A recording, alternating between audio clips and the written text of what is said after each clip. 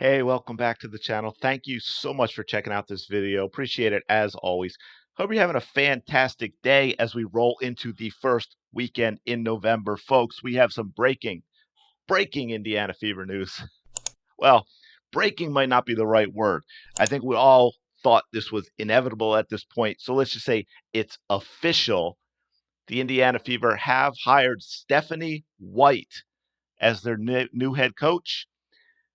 As we all know, former Fever player, former Fever coach, taking over a franchise with the most exciting player in the league in Caitlin Clark, a young, exciting Indiana Fever team on the rise that we all know was held back by their coaching previously. Now, to me, it seems to be there have been three groups of people with regard to this whole Stephanie White thing. So it's going to be interesting how this shakes out heading into the season. The first group, as I've seen in my comments, as I've seen on Twitter, think she is part of the WNBA problem. She is part of the old guard, and they're basing that on how Caitlin Clark was treated from Stephanie White's own Connecticut Sun. People didn't like what came from her team, from Dejanay Carrington, her behavior both on and off the court. Alyssa Thomas, her behavior both on and off the court. Bonner as well. Many people thought Stephanie White staying completely on silent on all of that was a problem. Many thought that the marching orders even came from Stephanie White to do these things. Now, I don't believe, but I do get the hesitancy for the rest that she didn't rein in her team. But I'll give you something else to think about. That Now I know that there was talk of family matters, right, and personal issues, why Stephanie White was going to step away from the Connecticut Sun. However, another part could have played into that too, which I've discussed with some people that think there's some validity to the fact that that could be part of why Stephanie White wanted out of her Connecticut Sun contract. The ownership, right, the levels of management above Stephanie White were okay with what the Connecticut Sun were doing, with what the players were doing on the court. Stephanie White was not, but she was told, hey, leave it alone. So just something to think about for those who are a little upset with Stephanie White. And then another group already seemed to start a cult around the brilliance of Stephanie White. She's the be all end all of coaching, the most perfect coach to ever have existed for Caitlin Clark. Yeah, I'm exaggerating a little bit, but it was interesting to see how quickly people got on board where it's Stephanie White and no one else, and it has to be Stephanie White. I mean, no one even talked about Kurt Miller, who actually has a much longer, more extensive um, background of success as a head coach, including being two-time coach of the year in his 7 years at Connecticut and going to the WNBA finals the year before Stephanie White arrived, and yet no one seemed to even consider Kurt Miller. But anyway, moving on. Group number three, that's us. That's us. That's the normal people. We're okay with Stephanie White. We understand that she is a good coach and it's going to be a much better situation than Christy Sides. Yeah, we wanted a bigger name. We were holding out with hope that there'd be a bigger name or a better coach with a better track record. Um, but I don't think we were going to get Larry Bird, right? I don't think we're going to get Lisa Bluter. Those were all long shots. Stephanie White is a big Caitlin Clark fan, and she is a good coach. And yes, she can successfully coach up tempo. And I think that group, we're ready to see what Stephanie White brings to the Indiana Fever and Caitlin Clark and how she can elevate this team to take the next step. Now, here's for me what's really going to be interesting when the season starts. The vast majority of Clark fans, they are sports fans. They are basketball fans. They bring something to the WNBA that the WNBA has never had before. Real fans, knowledgeable fans, smart fans. That also means they bring everything else with that.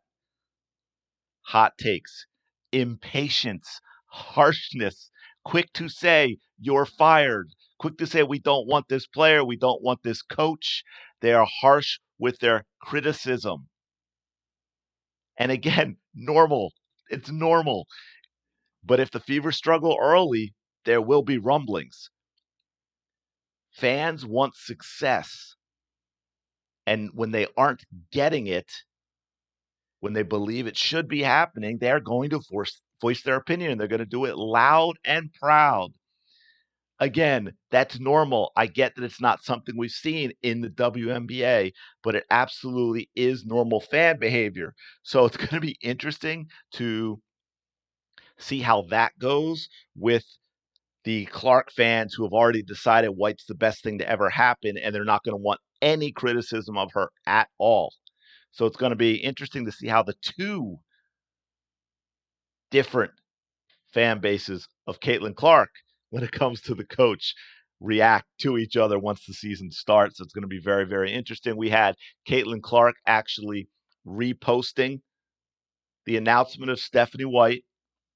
We know that Caitlin Clark and Stephanie White have a pretty good relationship, so that's going to be interesting. We also had Stephanie White's quote here: "I'm incredibly proud and honored to return home to Indiana and lead the Fever during such a pivotal moment in this franchise's history, as well as during such an important time throughout women's athletics," said White. "This franchise has and will always be and always will be committed to winning, and I look forward to working every day to help deliver another WNBA title to the greatest basketball fans in the world." Just a reminder of what she left. Again, for those who think that she was part of it, this could have been a reason why she left. There's Dejan after, reposting a clear troll account. The Indiana Fever have the nastiest fans in the W. Ooh, Stephanie White may have been running hard and running fast from the environment in Connecticut. But look, the big names, I know the splash many of us would have wanted. It would have been great. But look, Larry Bird, Lisa Bluter, like I said, long shots, looking at what's realistically available, this is a good choice. Don't forget, there's something like 71 WNBA teams who need head coaches right now. And the first one, the biggest name out there that we know of that's truly available, went and signed with the Indiana Fever. All right, I exaggerated a little, not including Golden State, who actually hired their coach, the expansion team. The WNBA is set to have 7 new head coaches take the helm for 2025, and that is a record in a season, according to Elias Sports Bureau. And the other thing is, by securing Stephanie White now, a coach with a good reputation, and doing it now before all these other teams, you're going to have more free agent interest. You're going to have more time for the Indiana Fever management and coaching staff to start prepping. I'm sure Stephanie White is also looking at staff as well. The sooner you got this announcement, the sooner more time you have for that, and the sooner you get that in place. They can work together now on who gets protected in the expansion drafts, who they're going to leave off, who do they want to re-sign, all that off season grunt work that is needed to lay the foundation, need to lay the groundwork for an incredible title run in 2025. That gets rolling now. Look, I think we'll have Mitchell back. Satu Sabali is a possible signing. Natasha Cloud could be a possible signing, right? There's going to be free agents out there that can be signed by the Indiana Fever, and having Stephanie White as coach, I think, helps that with what's in place. I expect the Indiana Fever to make a title run in 2025. That is the expectation. And look, let's put everything else aside for a moment, and let's just acknowledge this. Stephanie White will call a timeout before a run gets to, 17-0, 20-0. Stephanie White will not call a timeout in the middle of a Caitlin Clark fast break that leads to an easy layup that has to be called back. Stephanie White will not constantly throw her players under the bus and never take responsibility for her own actions. Stephanie White will not tell Caitlin Clark to shoot long twos. Stephanie White is not going to share personal text messages from her players unless, of course, she first gets the okay that she can do so. Stephanie White is not going to tell Caitlin Clark you have half a second when you have the ball to make a decision. Stephanie White is not going to say Caitlin Clark can't do what she did in college. Stephanie White recognized Caitlin Clark as one of the best college players in the history of the game while she was announcing her games at Iowa. Okay, I get it for those who are skeptical, for those who don't like the Connecticut Sun connection. But I'm telling you, this, while it may not be what you wanted, and Lan, let me tell you, as a Philly sports fan, and shout out to Ben Daniel, who just lost the World Series. His Yankees got absolutely and totally trashed and embarrassed. Condolences. You almost never get what you truly want, okay? You really it's brutal at times when you think things are so obvious and you want to see a certain coach hired or a certain player signed or whatever it is, man. It's tough. I get it. But all I'm saying is Stephanie White is a good coach who is a big Caitlin Clark fan. And I think those two things combined, along with everything else I just mentioned that is different from Christy Sides, those are going to go a long, long way in 2025. This should be a 25, are they 44 games starting next year or the year after? I just blanked. But if it's 40, this should be a 25 to 30 win season for this Indiana Fever team if they do things right. We will find out. Let me know your thoughts in the comments below about the Stephanie White hire now that it is official and we can start getting into, hey, what's going to happen going forward? We've got management in place. We've got coaching in place. Now we got to clean up some other stuff, make some roster decisions about who's staying, who's going, who they can sign, who they need to cut, who's going to Golden State.